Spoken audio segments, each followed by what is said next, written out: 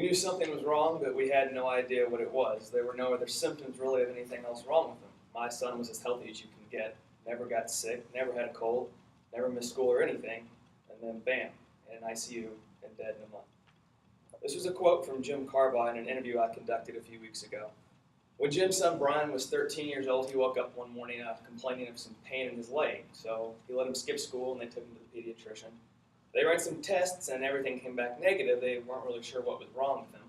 They said, take him home, watch him, keep an eye on him, and if it gets worse, give us a call. Well, Brian's leg continued to hurt, and so Mr. Carbaugh took Brian into the ER, and they ran some more tests, and they found bacteria growing in his leg. And the next morning, Brian was admitted into the hospital, and by that afternoon, his breathing had become labored. A doctor came in by the name of Dr. Bradley and shared that it looked like Brian had grown the MRSA bacteria. MRSA, or MRSA, or methicillin-resistant Staph aureus, is a new strain of staph that has just evolved in the past decade. There are two things that I want you to take away from this about MRSA. The first is that this bacteria is virulent. This bacteria causes invasive disease much more capably than any other staph bacteria that we've ever seen. In MRSA infections, a toxin is actually produced from the bacteria, and these toxins are released into the bloodstream, and they're detrimental to organs like the lungs, the kidneys, the heart, the skin, and sometimes they even get into the brain. These toxins actually will destroy your white blood cells as they migrate to the area of infection to fight the staph bacteria. So in a sense, the toxins that are released by this bacteria are almost as bad as the original infection itself.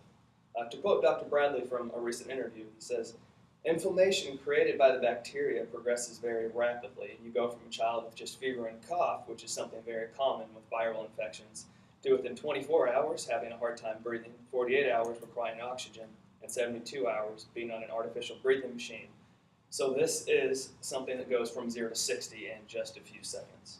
Secondly, unlike a normal staph infection that can easily be treated with antibiotics, MRSA cannot, which is where it gets its name, methicillin-resistant Staph aureus. Methicillin is the standard antibiotic that we normally use to treat staph infections.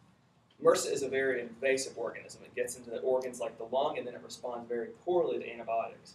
In another interview with Dr. Spears, another member of the infectious disease team at the hospital where Brian was admitted, he shared his frustration with me about this disease. He said that we know ahead of time that many of the children are going to do poorly, and it's so unusual for children who come to a children's hospital to not respond to antibiotics and gradually get better, even though they are critically ill. We even tell the parents ahead of time that our expectations are not for a good outcome.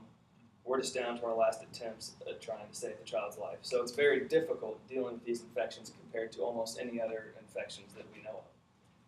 Knowing all of this, Dr. Bradley came into Brian's room to talk to his dad. Brian was laying on his bed with a little bit of oxygen through a nasal cannula, not even a mask yet. And his lungs sounded horrible, but other than that, he was doing okay.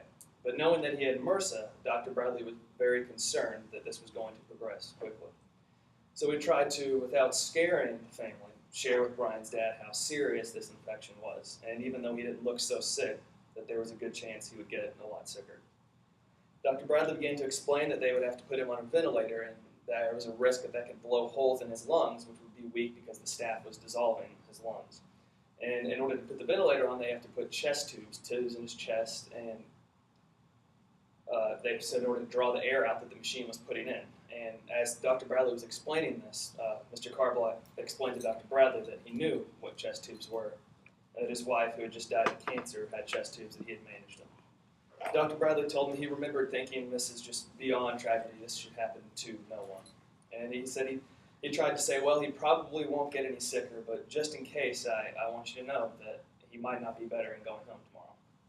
And sure enough, the next morning, Brian was in the intensive care unit on a ventilator. And over the next few days, the MRSA bacteria continued to dissolve Brian's lung. And on January 19th, 2008, about 1 o'clock in the morning, Jim Carbaugh said his last goodbyes to his son.